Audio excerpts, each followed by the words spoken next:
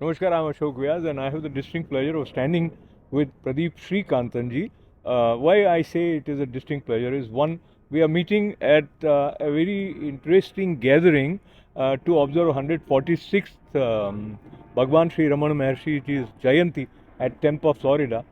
And among the participants or those who have come from different cities, there are some doctors, there are people from different professions, and Pradeep ji happens to be a management consultant. That's right. And he did his early education from India and then at MIT also studied his management. Let us begin from the non spiritual space. Management, how do you see from Indian point of view and Western point of view? Is there any core difference in the approach? I'd like not to make these compartmentalizations as Indian and non Western.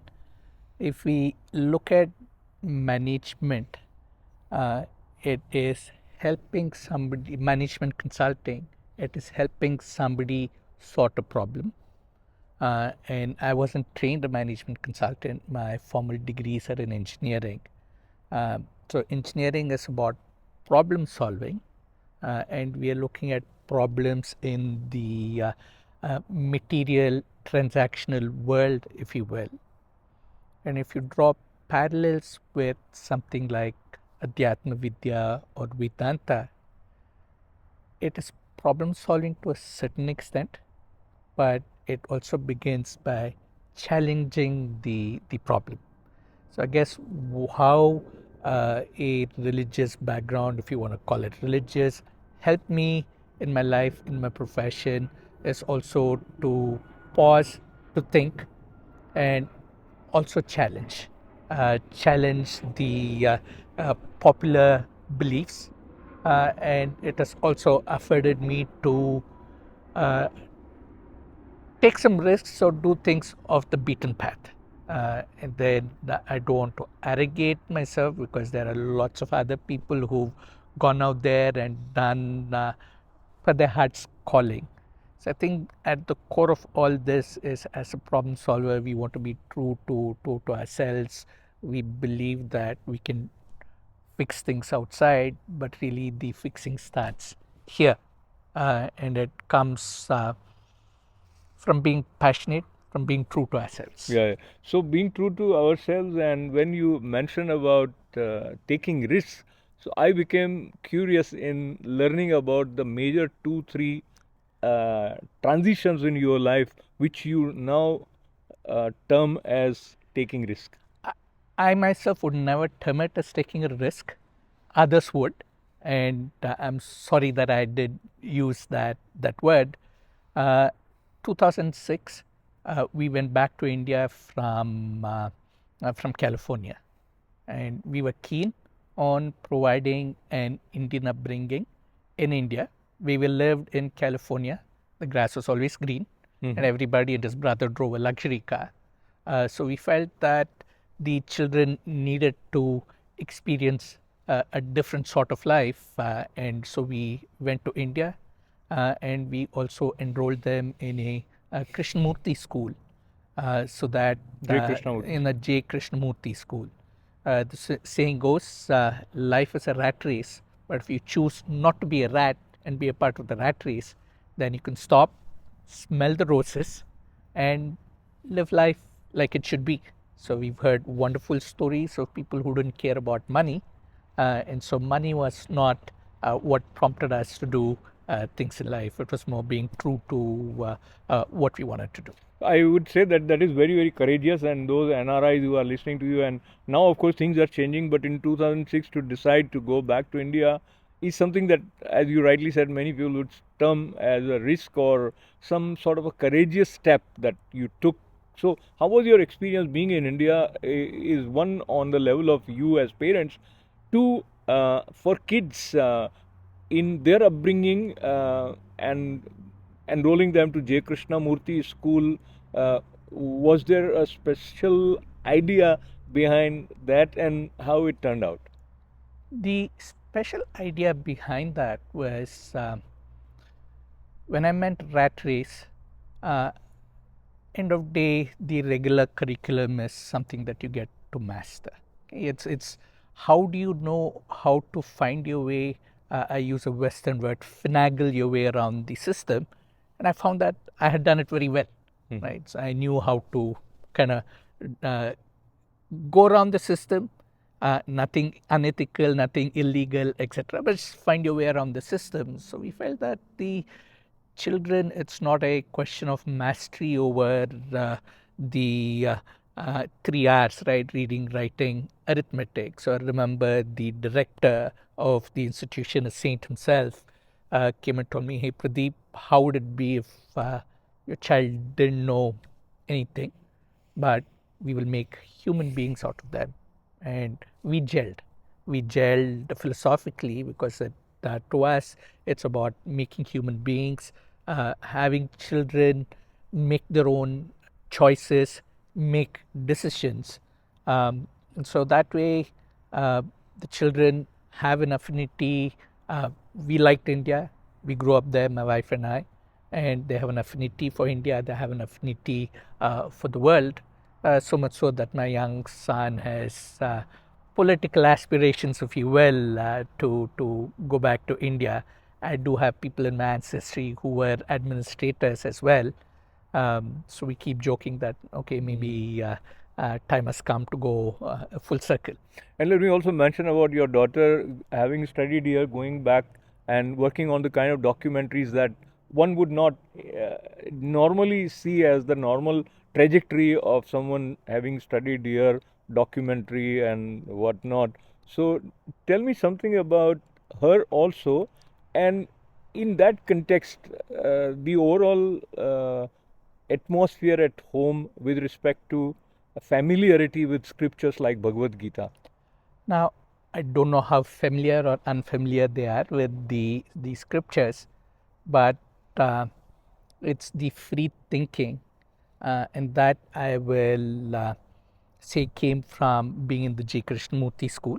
And my wife and I also have encouraged that. What we've also encouraged is a love for humanity, a love for India.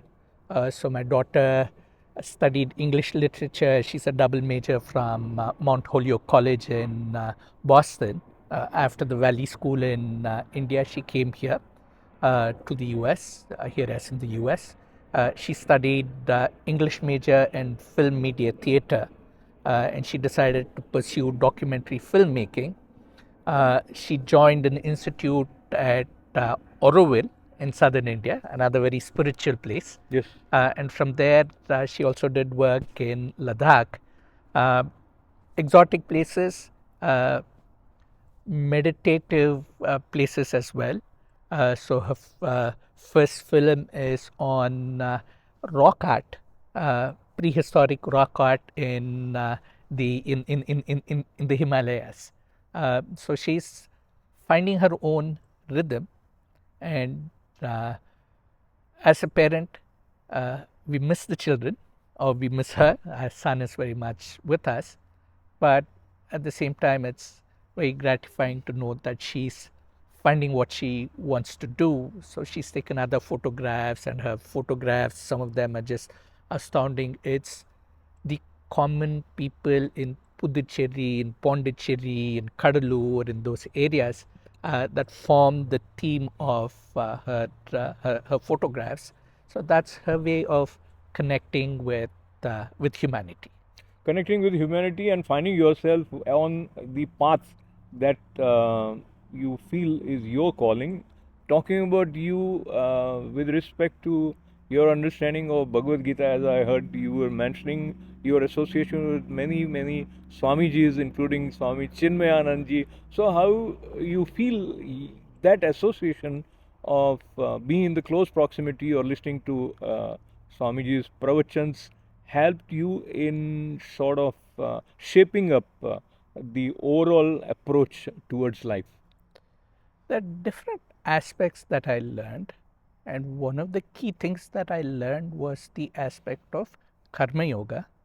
The other thing that I learned was ego sublimation.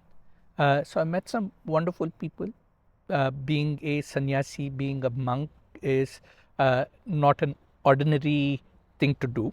And so I also was brought up in an environment where we were told to appreciate them, and that stayed. My parents, grandparents brought me up in a certain way.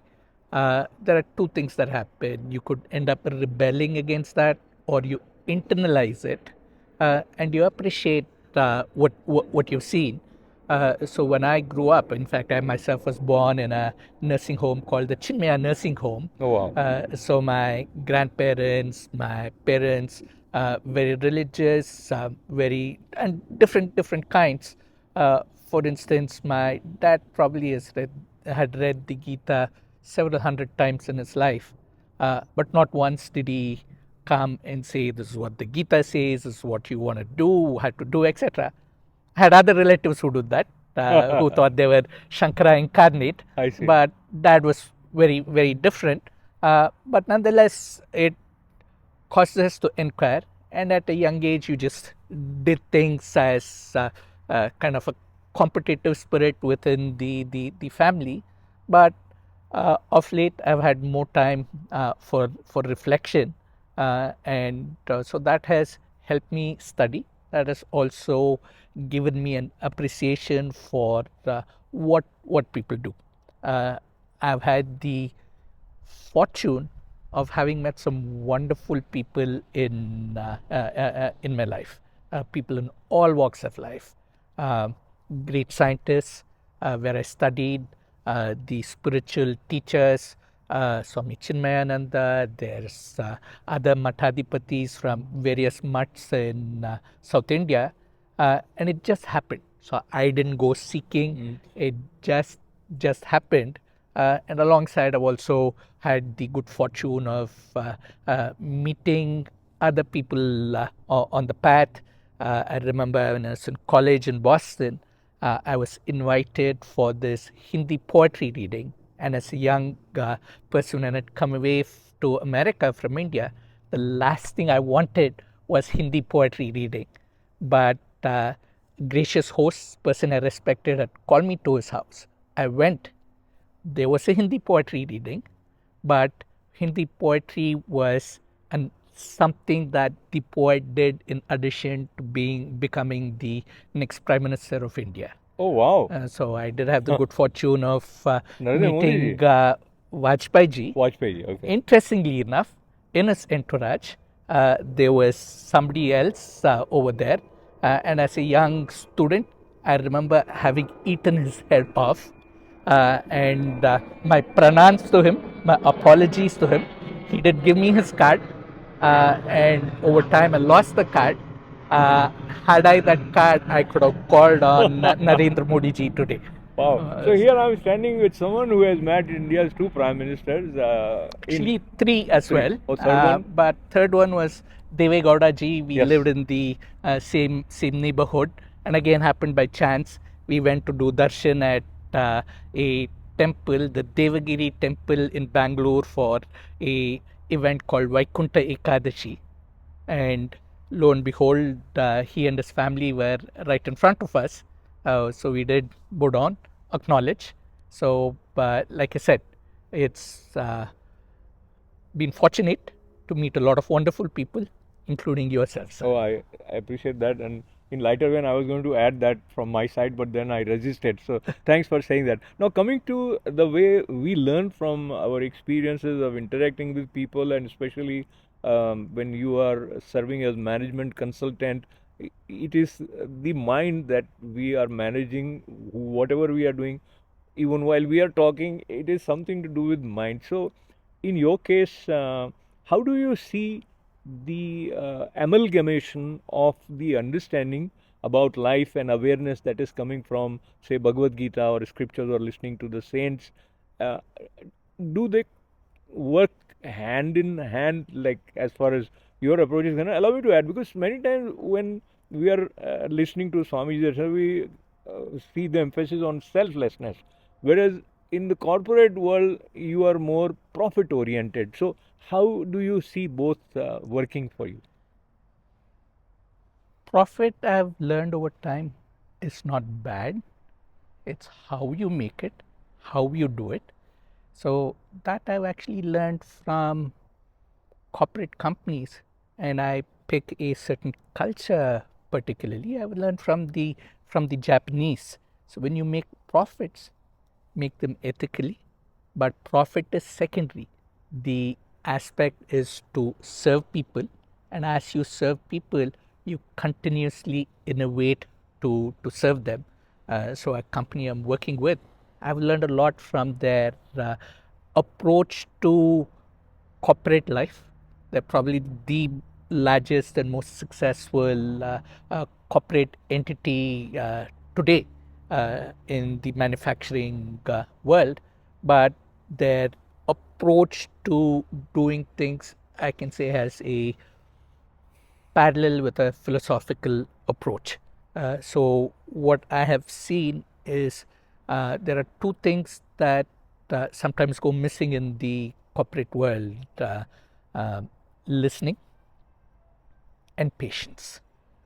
So when we apply this, and this I've seen some of the companies have done work with, the phenomenal companies, where the ethos, the culture of the company is to listen. They show patience, and it shows in the profit books as well.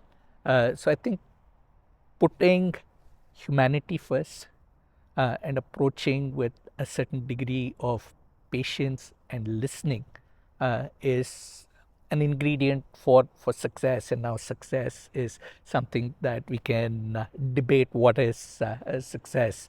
But to me, success would be living a peaceful life. And we Wonderful. So peacefully speaking, no, talking about peaceful life and having the ability to sustain that sense of peace in the midst of lot of activities which are drawing your attention to different sides. And while you found a kind of fresh understanding about Bhagwan Sri Ramana Maharshi. Ramanaji during COVID from an article. Talk to me about that. I had learned the Upadeshasaram of Ramana, Bhagavan Ramana, from a Chinmaya disciple in America in the late 80s.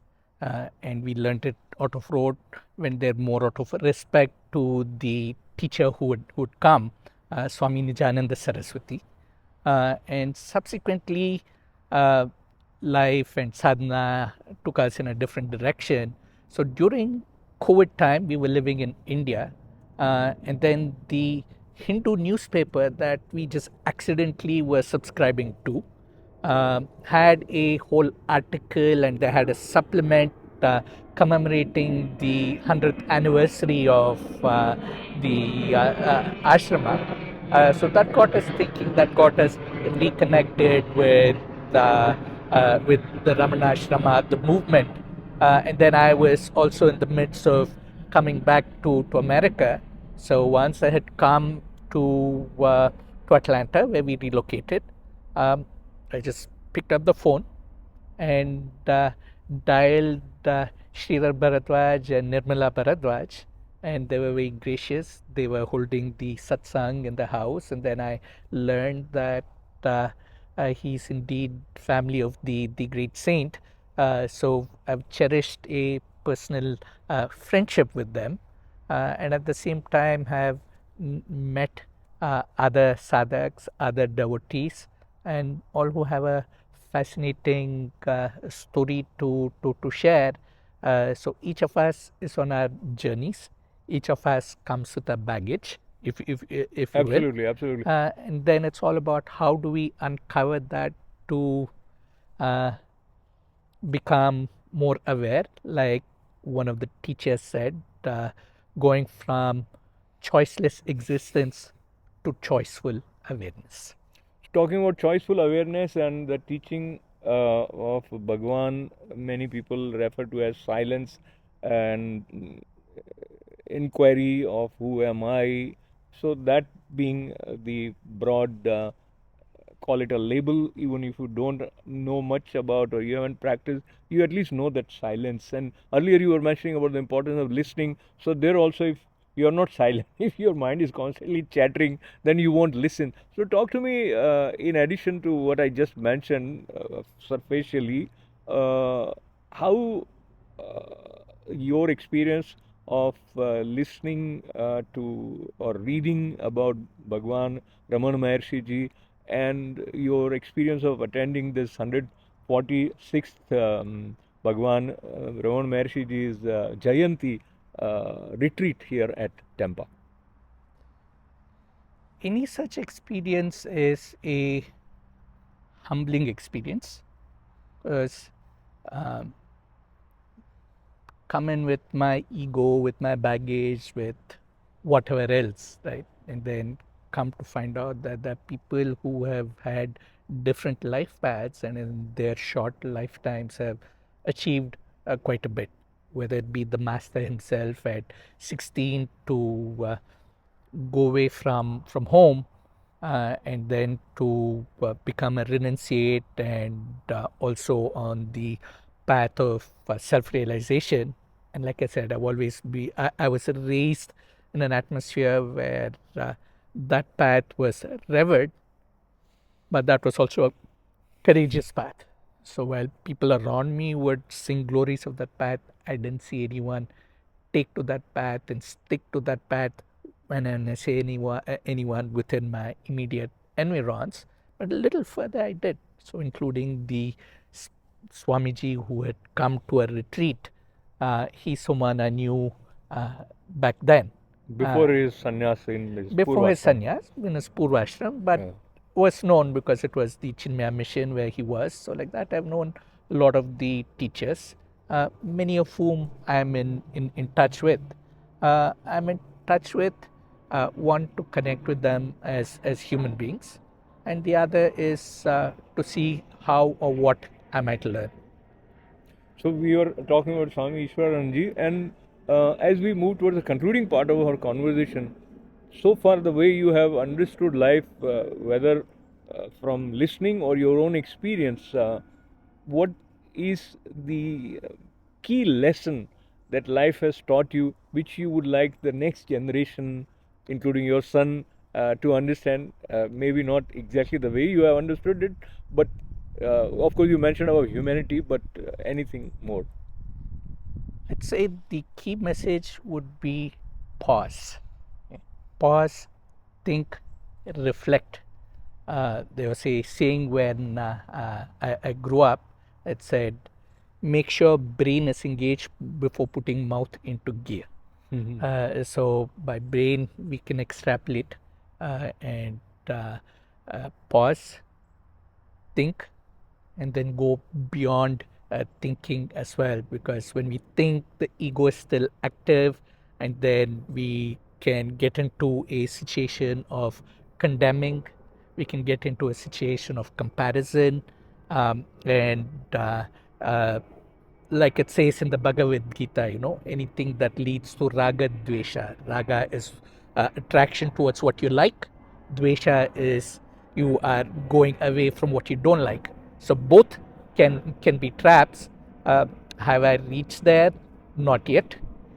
So the most difficult part is, in Sanskrit you say Shravana, which is listening, Manana, which is reflection, and Nitityasana, which is practice. So practice is the difficult part. Easy to preach, easy to talk, but the trick is in practice. So for youngsters, it is pause, remember that you're part of a larger humanity, uh, tone the ego down, and reflect and serve. Wonderful. So, on that note, I also repeat, and this is a very profound, in such a succinct way. Briefly, what he has said is a template for a wonderful, glorious life. If we practice it, we just pause, then of course reflect, then he said think, and then also go beyond thought. So that is very interesting. Something that we need to contemplate and learn more about it in our own way as per our journey, I would say. So once again, I thank Pradeep ji for respecting my request and sharing. And I feel that someone who, from a layman's point of view, take courageous steps or take risks, uh, he has something more to offer to others in terms of his insight. So I really appreciate you Thank joining you, in. Thank you very much. Ashokji. Thank you very much. Thanking him Namaste. and thanking all of you Namaste. with lots of good wishes.